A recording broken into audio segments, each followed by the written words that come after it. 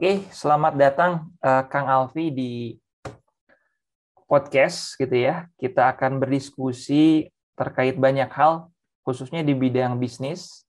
Dan juga kalau nggak salah, Kang Alfi ini cukup punya passion di bidang digital marketing gitu ya. Ataupun di bidang marketing secara umumnya. Tentu kita akan banyak sharing banyak hal gitu ya nanti di sini gitu ya. Mungkin seperti biasa, pertama terkait siapa sih sebenarnya Kang Alfi ini dan sekarang sedang sibuk apa aja? Boleh nih sharing ke teman-teman. Oke, share screen mungkin saya mau kasih lihat. Mangga, boleh, boleh. Kang. Bisa apa ya? Mangga. Di enable sepertinya. Oh ya, Masih disable?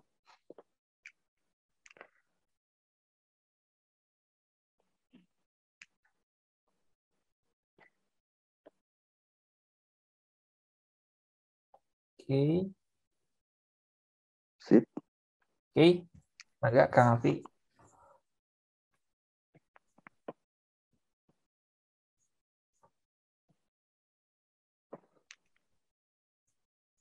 Ada mungkin? Mangga, mangga. Terlihat, terlihat. Mantap, Udah mantap. ada ya? Ya, saya Alfi Aditya, seorang wirausaha di bidang desain grafis. Sekarang lagi S2 di MBA ITB. Terus saya in charge di bidang marketing. Jadi foundernya ada bertiga bisnis saya ini. Uh, Kebetulan saya yang in charge di bidang marketing. Uh, saya sebelum lulus S1 saya di Teknik Sipil Unpar, tapi sebelum lulus kita buka kantor di Gudang Selatan, akhirnya hidup dari karikatur gitu. Hidup dari sini dan bisa S2 dari sini, ya jualan aja gitu. Akhirnya nemu-nemu link-link yang ternyata nggak kebayang sama kita sebelumnya. Nah, bisnis saya namanya fakeart.studio, karikatur digital kreator. Mungkin teman-teman boleh lihat produknya itu pure karikatur ya, dari berbagai media, dari frame, bantal, plakat, kayu, dan produk-produk turunan desain grafis lainnya. Nah, mungkin yang terbaru kita lagi bikin konten touring ya, namanya karikatur keliling. Uh, Pingin bikin sesuatu yang FYP lah. Kalau di luar negeri mungkin teman-teman pernah lihat ada orang yang suka ngegambar di MRT. Di seberangnya tuh dia ngelukisin orang, lalu setelah jadi dikasihin fotonya. Nah, kita pengen bikin kayak gitu lah, benchmarknya ke sana. Boleh dilihat mungkin ya. Oke. Karikatur keliling.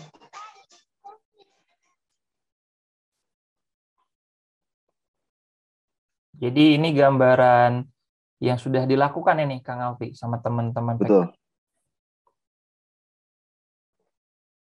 Jadi betul ya, ini Kang Alfi dan kawan-kawan tuh di bidang ekonomi kreatif ya, bisa dibilang di bidang ekonomi kreatif yang mana sudah sangat apa ya, mahir nih di bidang desain dan lain sebagainya nih. Dan konsep-konsepnya juga sangat-sangat menarik. Nih teman-teman juga bisa follow ya di Instagramnya nih, Fake Art Studio tentunya ya Kang ya. Banyak Ya, di sana. kalau mau follow boleh. Oh, Nah, terus mungkin bedanya ya, dulu kita nyasar tuh pasar mahasiswa kan. Mahasiswa buat acara-acara wisuda, terus buat anniversary. Nah, 1 tahun 2 tahun berjalan tuh kayaknya nggak works gitu. Ketika kita punya kantor di daerah Gudang Selatan, kebetulan di situ kan daerah tentara ya, tentara, terus polisi juga dekat, kantor Polsek Bandung, terus daerah Paldam. Nah, responnya bagus dari situ. Alhamdulillah, udah 4 tahun di Gudang Selatan, kita kuat ngeling ke TNI dan Polri gitu. Ini mungkin salah satu apa? salah satu pembeli ya dari Ya, salah TNI ya. satu order dari Hmm, TNI yang link ke kita gitu. oke. Ini iseng mungkin Kang Alfi, saya kalau ngelihat gambaran tadi Kang Alfi bilang di awal apa namanya sudah bisa kuliah dari sini, kemudian juga banyak orderan sana sini, kurang lebih seperti itu. Langsunglah saya todong gitu ya, todong. Menurut saya ini Kang Alfi mungkin udah omsetnya nyampe ratusan miliaran mungkin. Apa sih yang bisa jadi sebuah kunci sampai wah cukup mewah lah omsetnya gitu dari bisnis ini Kang Alfi? Kalau miliaran belum ya, mungkin miliaran per tahun doang gitu. Miliaran per bulan belum. Iya. Kebetulan Isnu juga ikut di proses bisnis kami gitu dari 2020 sampai 2022, mungkin lebih banyak tahu.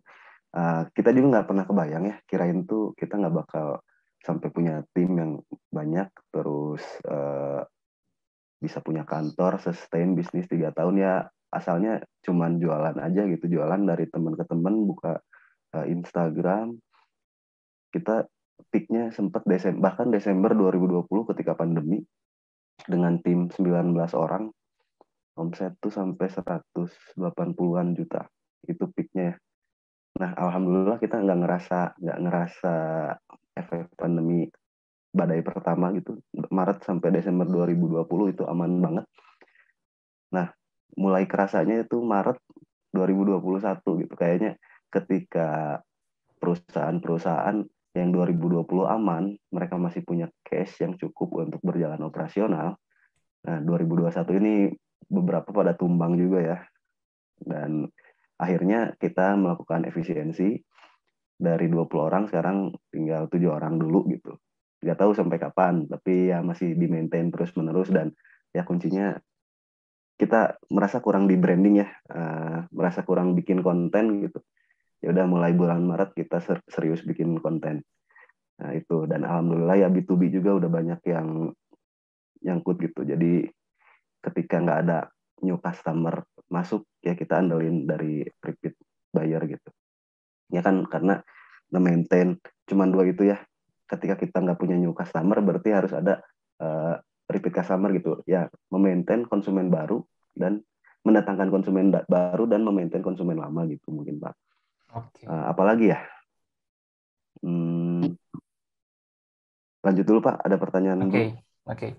Boleh mungkin ini Kang Isnu sudah bergabung, mungkin Kang Alfi kita ke spot utama dulu mungkin tampilannya. Nanti kita show kembali. Nah, oke, sudah terlihat. Oke, Kang Isnu bisa mendengar saya, Kang Isnu?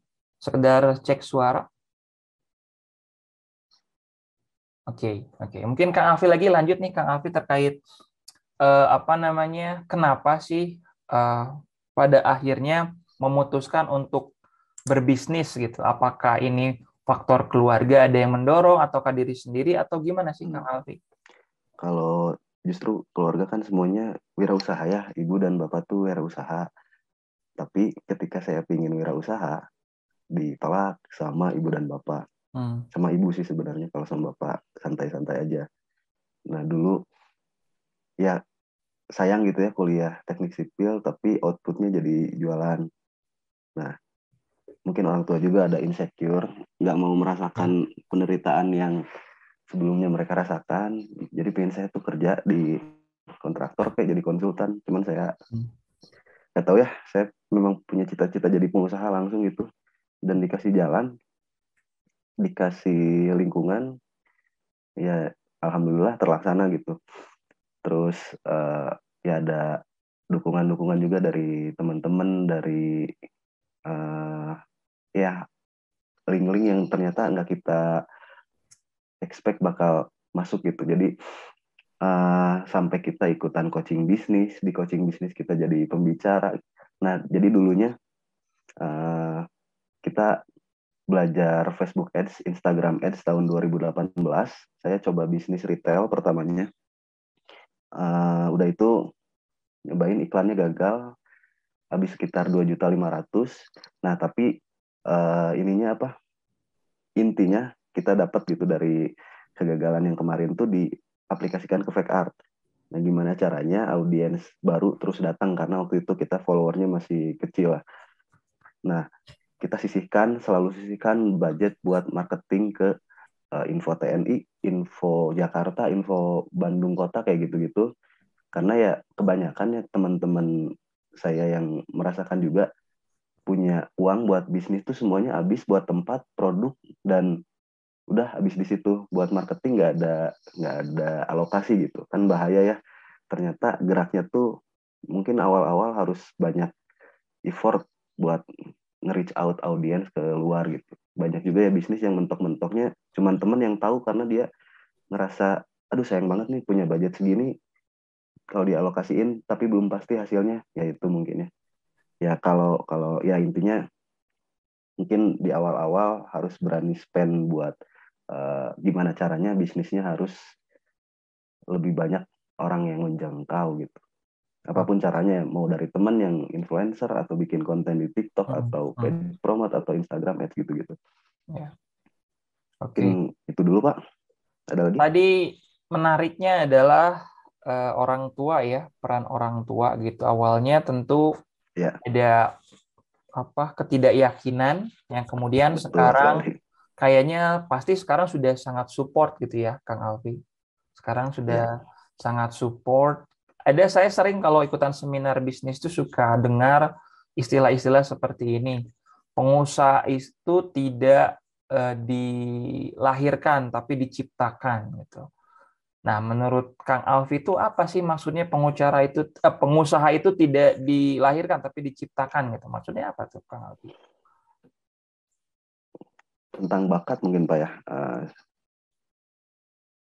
Tidak dilahirkan tuh maksudnya ya semua orang bisa bisa bisa bisa jadi pengusaha, siapapun kan udah banyak tuh ya di Instagram yang bahkan bukan lulusan sekolah ternama gitu atau enggak ya yang enggak sekolah.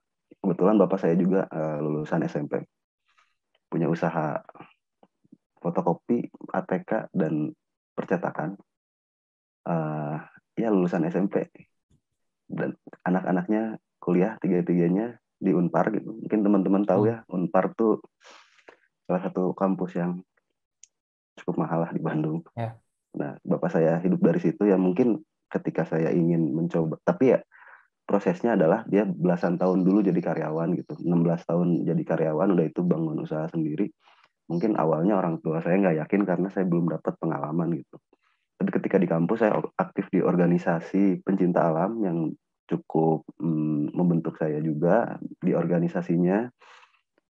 Ya untuk mulai jadi pengusaha langsung ya daripada mikir-mikir ya takutnya gini ketika udah kerja masuk zona nyaman. Nah itu ya kalau saya sebagai lulusan teknik sipil ya takut tua di proyek gitu, nanti keluarga jauh lah, nggak bisa ketemu orang tua sering-sering ya, tapi anehnya itu yang orang tua saya mau gitu. Ya. Cuman saya ngelawan aja dikit dulu dan ya membuktikan gitu ya, akhirnya bisalah membuktikan dan membuat mereka lebih yakin Ya, itu gitu Pak yang Budi. selalu saya dengar cerita-cerita seperti itu kalau di kalangan pengusaha tuh. Ya pro kontra gitu, ada dukungan, ada kadang tidak ada dukungan, tapi ya itu bagian dari sebuah story di masa lalu yang jadi sebuah lecutan di masa kini untuk kembali menjadi sukses dan berada on the track gitu. Nah, itu tadi menarik karena Kang Alfi bilangnya teknik gitu ya. Kang Alfi ini teknik sipil gitu ya, teknik sipil. Ini kalau kita ngelihat lebih jauh lagi pebisnis besar gitu ya. Pebisnis besar ataupun seperti Elon Musk gitu ya. Jeff Bezos ataupun pebisnis lain ternyata mereka pun adalah Teknik-teknik juga Pak ya. berbackground teknik gitu ya, tidak pure di bidang bisnis walaupun pada akhirnya mereka juga adalah background pendidikan bisnis pada akhirnya. Nah ini kaitannya ada nggak sih orang teknik itu di bisnis Kang Alfi yang sense-nya tuh ternyata orang teknik juga bisa berbisnis gitu. Gimana nih pandangan Kang Alfi? Kalau kami sih dulu saya angkatan 2013 ya, kurikulum kewirausahaan sudah masuk gitu. Jadi ada kita bikin simulasi juga, pernah bikin simulasi bagaimana caranya bikin kontraktor gitu, bikin satu kelompok. Nah, cuman yang saya lihat dari kenapa kuliah teknik ini bisa menghasilkan orang-orang yang mungkin terlihat kompeten ya di kancah bisnis gitu. Di CEO kebanyakan tuh ya orang teknik. Yang pertama karena ngitungnya nggak boleh salah gitu ketika eh, apa ya, kita biasa eksak mungkin. langsung yang hitung dengan segala metode, nggak boleh salah. Terus ya terbentuk dari situ, mungkin dari segi hitungan punya dasar, sama juga ya kayak akuntansi, tapi kayaknya untuk sisanya bagaimana will dan mentalnya mungkin Pak. Ya. Kebetulan aja menurut saya mah kebetulan ketika banyak CEO yang dilahirkan dari teknik, di samping ya mereka punya basic apa ya, menghitung dan basic berhadapan dengan orang proyek mungkin kalau anak teknik. Dan selanjutnya mereka juga mungkin kuliah di bisnis atau enggak punya coach bisnis dan lain-lain ya. Di tekniknya cukup buat basic berhitung aja, dan ya itulah menurut saya. Ya. Dan itu yang terjadi juga oleh Elon Musk karena memang background-nya teknik, gimana caranya membuat baterai sampai dengan berbiaya rendah dan sangat efisien, karena memang diuliknya memang di situ gitu, karena memang background-nya teknik gitu. Walaupun pada akhirnya yang namanya Elon Musk juga ikut berkontribusi besar bagaimana cara membangun bisnisnya di bidang misalkan yang lagi ramai sekarang SpaceX gitu ya, gimana cara hidup di planet Mars gitu. Ini memang udah crazy lah seorang Elon Musk. Kejar-kejaran ya sama Jeff Bezos tuh. Urutan terkaya dunianya 1212, kurang lebih seperti itu. Nah, itu juga yang mungkin ini kaitannya, mungkin saya loncat sedikit ke Kang Isnu. Kang Isnu bisa mendengar saya, Kang Isnu? Bisa, Pak. Nah, ini tadi karena nyambung tuh dari Kang Alfi gitu, hitung-hitungan gitu, akuntansi. Kebetulan kalau Kang Isnu ini akuntansi nih sama nih. Ini saya kasih bocorin nih Kang Isnu, saya dapat info dari salah satu alumni yang kerja di Grab, perusahaan startup company ya. Startup company unik dari Singapura ya. Singapura unicorn juga. Ternyata gitu ya, sekarang tuh akuntan tuh untuk jadi CA akuntan tuh banyak yang disasar orang-orang teknik ternyata. Orang-orang teknik pada mau masuk ke bidang akuntansi. Nih, pandangan Kang Isnu, kenapa nih fenomena seperti? Karena ada gambaran ternyata katanya orang teknik itu ya tadi presisi hitungannya lebih pas gitu ya. Ditambah analisis keuangan makan lebih mantap. Nih pandangan Kang Isnu gimana kalau kayak gitu? Kalau dari saya sih ya mungkin bisa jadi seperti itu ya Pak ya, kalau anak-anak teknik. Nah, tapi kan tidak menutup kemungkinan juga kan kebanyakan kayak isu-isu dulu lah, di bank tuh kebanyakan lulusan IPB katanya, pertanian. Ya kayak gitu sih mungkin ya Pak ya, bisa lintas. Jadi ya mungkin semua orang bisa mungkin kalau emang belajar, kalau emang terutama kan emang kalau anak teknik kan hitungannya juga pasti lebih inilah, kayak mungkin kan ada fisika yang kayak gitu-gitunya. Gitu sih Pak kalau dari saya. Ya, betul, karena kan Kang Isnu ini salah satu yang pernah bekerja juga di bidang auditing gitu ya, auditor gitu ya. Yeah. Auditor gitu ya. Mungkin saya lanjut aja sedikit nih kaitan dengan hal tadi, karena ini Kang Isnu, Kang Alfi di kampus tuh udah diterapkan yang namanya kampus Merdeka. Merdeka belajar. Jadi harapannya nggak cuma satu keilmuan aja, tapi multidisiplin ilmu. Misalkan akuntansi diperkaya lagi sama bidang informatika, misalkan coding. Paham juga misalkan di bidang hukum bisnis, misalkan. Paham juga di bidang psikologi dan lain sebagainya. Karena memang didorong dari kementerian untuk multidisiplin ilmu, kurang lebih seperti itu. Nah, kaitannya dengan hal tadi gitu ya, Kang Isnu, dan juga sekarang sudah berbisnis ya, Kang Isnu juga berbisnis.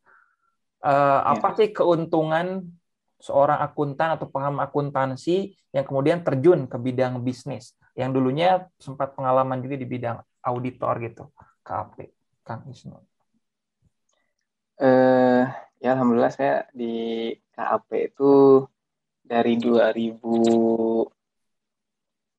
dibilang 2017 sih, 2017 sampai 2018 masuk ke Vekart tuh. Ya alhamdulillah menurut saya sih kalau misalkan buat yang mau kerja, kalau saran dari saya sih enaknya audit sih, audit eksternal. Soalnya kan kalau itu ke kitanya lebih explore ya daripada kalau misalkan seperti di bank, perusahaan perusahaan biasa gitu ya.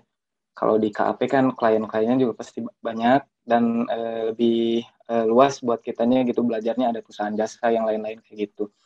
Nah terus saya terjun ke bisnis sekarang tuh setelah keluar dari fake art.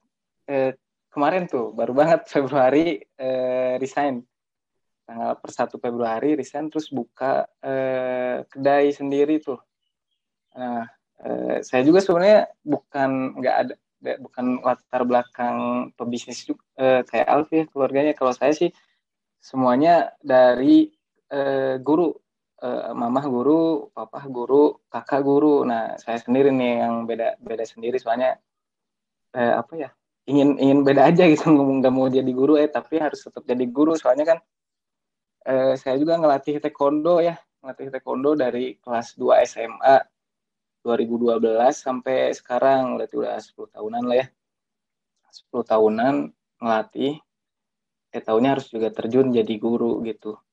Nah, seru sih kalau usaha mulai usaha. Sama apalagi kan kalau kita basicnya dari akunting ya. Jadi enak kalau misalkan bikin pembukuan juga masih bisa sendiri dulu. Kalau belum bisa nge-hire orang bisa sendiri dulu. Ya. Kayak gitu. Dan karena tadi Kang Alfi sendiri juga nyinggung gitu di awal untuk terkait alokasi biaya, alokasi dana, dan lain sebagainya, karena ada beberapa data fakta survei menyatakan di bidang UKM gitu ya, kegagalan, failure-nya tuh karena salah satunya adalah tidak mampu memanage kas gitu, tidak mampu melakukan pembukuan baik gitu ya, sehingga kemudian pada akhirnya beberapa usahanya fail gitu. Ada salah satu faktornya dari sana gitu ya. Bahkan pengetahuan di bidang pengelolaan keuangan juga penting. Itulah tadi dasarnya saya bilang ke Kang Isnu dan Kang Alfi tadi disinggung, banyak juga ternyata orang-orang teknik sekarang yang juga ingin mendalami bidang akuntansi. Juga ini insight buat teman-teman akuntansi bahwasanya teman-teman nggak bisa nyaman gitu. Udah banyak yang lain untuk ikut mengambil kue ini. Jadi sekarang gimana caranya kita mampu survive di industri itu seperti apa dan lain sebagainya.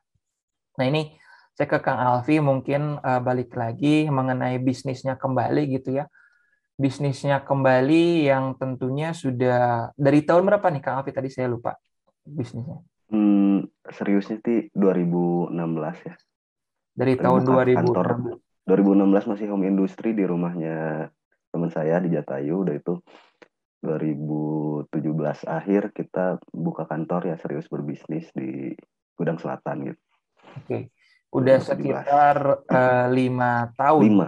5 tahunan Menuju 5 ya. tahun, Pak. 5 tahunan gitu. Menurut Kang Alfi, selain pandemi gitu ya, apa sih yang mungkin hal yang menurut Kang Alfi ini udah pernah terjadi sebuah klimaks gitu, ataupun benar-benar masalah yang klimaks itu pernah terjadi di bisnis Kang Alfi, dan gimana resolve hal tersebut? Sebelumnya saya pernah dapat insight ini dari coach bisnis saya gitu ya. Mungkin teman-teman bisa lihat ada berapa puluh bisnis baru buka di kota Bandung. Contoh kedai kopi. Ada berapa puluh yang datang dan setahun kemudian apakah bisnis dari misalnya ada 100 nih. Dari 100 itu mungkin tinggal berapa puluh persennya. Nanti di tahun kedua berkurang lagi berapa puluh persennya. Di tahun ketiga, keempat, kelima, sampai di tahun ke puluhan gitu. Ya banyak sekali ya faktor-faktor yang bisa bikin bisnis ini ya gone aja gitu. Udah apa ya, bubar aja gitu. Yang pertama karena mungkin faktor income, terus faktor internal, atau nggak ada inovasi, kalah saing. Ya banyak faktor ya yang bisa bikin usaha kita nggak lancar gitu. Cuman ya alhamdulillah di tahun 2021 kena pandemi pun ya masih jalan-jalan aja gitu, meskipun ya apa tantangan terberatnya mungkin yang pertama di 2021 kita tuh nggak belajar worst case gitu. Jadi 2020 itu aman-aman banget. Cash flow aman, marketing aman. Kita dulu beriklan di Facebook Ads sampai 1.300.000 daily. Nah, ketika ada krisis sekali dalam 1 bulan, kerasa langsung itu tuh bulan Februari kalau nggak salah ya, uh, di mana langsung turun 20%, Maretnya lagi turun 20%, ya akhirnya kita bingung karena tidak memanajemen ini apa resiko gitu. Kita setelan santai gitu. Ya semuanya dihitung, semuanya pakai perhitungan. Cuman ketika ada masalah yang baru ya baru kita hadapin ya kita kaget mungkin ya. Jadi dari bisnis yang asalnya 20 orang turunin jadi belasan orang, jadi tinggal 7 orang, ya dibayangkan aja bagaimana kagetnya itu terjadi dalam 2 bulan yang sangat cepat gitu. Di mana Mei harusnya kita bayar THR buat anak-anak tapi tidak tercapai gitu. Dan PR-nya kemarin kita ya kurang simpen cash yang cukup gitu. Kita terlalu banyak alokasi di pengembangan gitu. Terus waktu itu kita mau develop produk undangan karikatur dan juga kaos. Nah, jadi saat orderan turun itu kebetulan bareng sama uh, gagal develop brand gitu. Karena yang pertama undangan karikatur kita bikin udah sampai ikutan pameran di Trans Studio tahun 2021. Nah, ketika meeting terakhirnya, technical meeting itu tuh hari pertama apa ya PSBB atau PPKM gitu lah. Hari pertama nggak boleh ada kegiatan di luar gitu.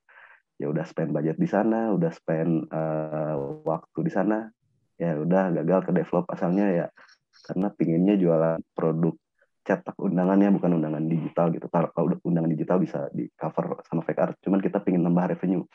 Nah, ketika pandemi 2021 ya udah gagal tuh. Kita udah sempat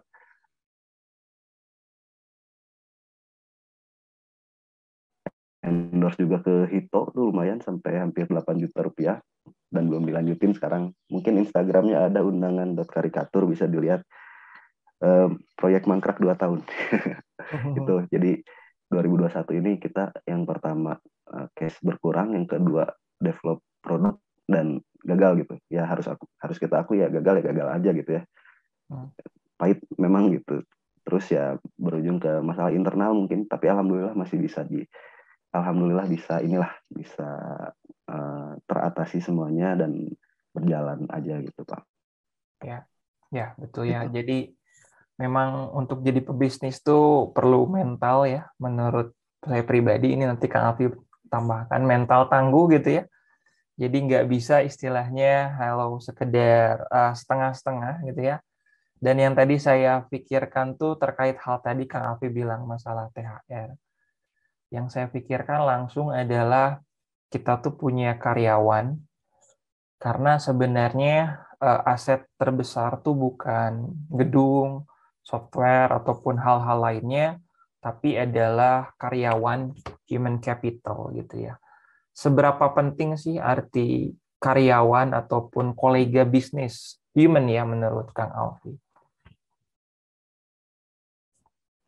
Waduh, seberapa pentingnya pasti sangat penting ya dalam operasional bisnis. Sebenarnya kan sebagai pengusaha dan karyawan tuh beda roles ya.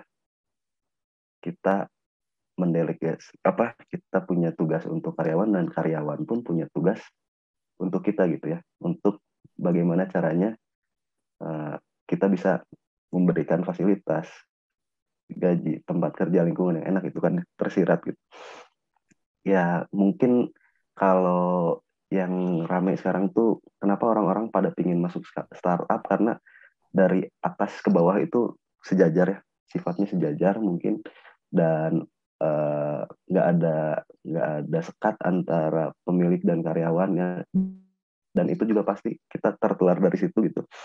Gimana caranya sedekat mungkin, karena ya nomor satu yang harus dipastikan adalah ininya dulu ya Pak, ya kenyamanan sih sebenarnya bisa diciptakan gitu ya. Kita bikin lingkungan, fasilitas, dan semuanya harus di make sure bahwa nggak ada celah dari kita gitu. Ketika kita ada celah ya sulit untuk kita menagih dengan dengan gimana ya bahasanya, kita kan bakal menagih target ke mereka gitu. Ketika kita ada celah, pasti merekanya juga dianya juga gini gitu. Ya kita berusaha semaksimal mungkin supaya semuanya juga semaksimal mungkin. Karena ya senternya bisnis pasti ada di foundernya gitu. Kita nggak bisa make sure bahwa semua yang kita kerjain ini bisa berdampak baik dan bisa mengembangkan bisnis kita sendiri gitu. Ya seberapa pentingnya ya sangat penting gitu. Dulu admin aja kita bikin bonusan buat gimana caranya dapat Google review, gimana caranya dapat repeat order. Dari situ kita kasih bonus. Desainer pun sama, kalau ada lembur juga dikasih bonus. Mungkin ya penting lah buat mereka, pasti ya, meskipun nominal bukan nomor 1 gitu, cuman pasti harus dipenuhi. Ya. Maaf berbelit-belit Pak. Ya nggak apa-apa Kang Alfi, kita kan saling sharing ya. Tentunya dari perspektif kampus, dunia kampus gitu ya, akademisi seperti saya, dan dari perspektif praktisi pastinya agak sedikit perbedaan tapi saling melengkapi gitu ya. Mungkin saya loncat ke Kang Isnu gitu ya. Kebetulan tadi Kang Alfi sudah memberikan gambaran tentang bisnis yang digelutinya gitu. Kalau Kang Isnu kan sebelumnya di Fake Art juga bergabung Kang Alfi, tapi sekarang katanya memutuskan bisnis gitu ya. Bisnisnya di bidang apa sih nih Kang Isnu gitu? Alhamdulillah saya bisnisnya di bidang kuliner, makanan ya campur sih, ada Timur Tengah, shawarma, sama Western, taco. Terus memutuskan bisnis ya alhamdulillah karena mungkin ingin lebih tantangan ya, sama baru nemuin passion kayaknya. Setelah lama di keuangan, terus diikuti Fake Art, ternyata untuk nemu passionnya senang masak kayaknya. Jadi ya buka kuliner aja lah gitu. Itu tadi Kang Isnu bilang masak gitu. Kemudian sejago apa nih Kang Isnu masak? Tapi tambahan pertanyaan saya adalah, katanya ya secara data fakta chef tuh bagusnya laki-laki katanya. Benar nggak, sepakat nggak sih Kang Isnu tentang hal tersebut? Ada nggak sih? Saya bingung ya Pak kalau misalkan gitu, cuman kalau jago banget sih enggak, cuman kalau saya karena otodidak kan biasalah, kalau cowok mah senang lihat YouTube aja gitu ya. Kalau misalkan ingin masak apa, sekarang instan ya, semuanya instan, pengen masak steak, tinggal lihat aja YouTube caranya. Nah sisanya sih kitanya sendiri yang ngolah-ngolah, asal tahu rasa si bumbu-bumbunya, nanti nyatuinnya juga bisa oke sih kayak gitu.